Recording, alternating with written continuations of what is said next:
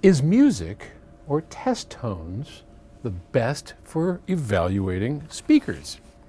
This question comes from Gary in Honolulu, Hawaii. Hi, Paul. What are the best types of music to test speakers, headphones, or an audio system? I was always under the impression that acoustic, unamplified music was the best.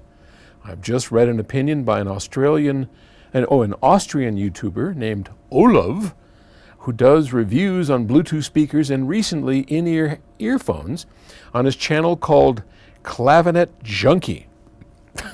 Okay. He states the following in response to a viewer criticizing his use of electronic dance music in his tests.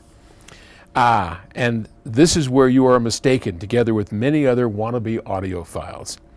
Best for comparing differences between speakers or headphones would be pink noise.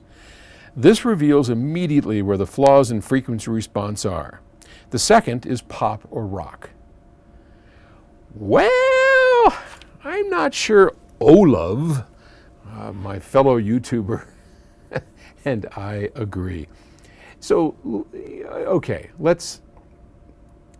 without question, if I take pink noise, so pink noise is white noise, hiss that is rolled off, I forgot, it's 6 dB per octave. There's a calculated roll off on the higher frequency, so it's more of a but it's what we use when we look at speakers to see frequency response, because it covers, from the lowest frequencies to the highest frequencies. And when we're designing loudspeakers, we'll often put on pink noise, and then we'll look at a spectrum analyzer, and you can see if the spectrum is flat across there, then you've got flat frequency response. If there's bumps and dips and highs, it's easy to see all at once. So Olav is correct that the easiest way to see frequency response is not so much by listening, but by testing with pink noise. And an even easier way is if you actually have equipment.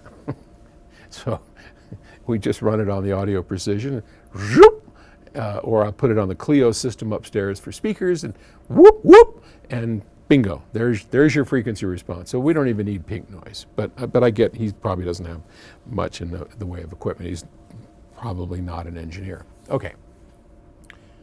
But the question is that the best way to evaluate speakers? No, not if your goal in evaluating those speakers is how good they sound. What possible difference does frequency response have in terms of telling you how a speaker is going to sound? You could look at the frequency response of a dozen loudspeakers, and maybe there's little bits and dips that are different, but they're all going to sound tremendously different.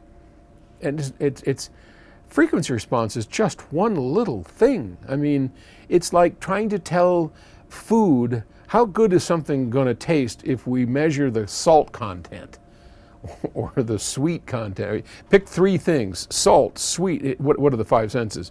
Umami, salt, sweet, sour, bitter, I don't know. Pick like three of those things and say, okay, if it has the same sweet, the same salt, and the same umami, or within range of that, does that mean the food's all going to taste the same? Oh, hell no. That's ridiculous. That's just, I'm sorry. So, not to get down on this fella, and because I'm sure he has all the great intentions in the world, he's probably talking about something quite different than what you're talking about. So when we talk about high performance audio, yeah, you can use pink noise to tell frequency differences, but that's not the way to do it. Listen to music. Listen to, just as you thought, live, or it doesn't have to be live, just acoustic music is easiest, and see how close does it sound to the real instruments being played. And at the end of the day, isn't that all that matters anyway? Isn't that really all you're trying to do? You're trying to listen to something and see if it sounds like music. And if it does, it'll warm your soul. And now we're happy. All right. Take it easy. I hope we don't start another flame war. The last one with Ethan Weiner was, I don't know. Flames everywhere. I don't want to start a flame war. We're just offering our opinion.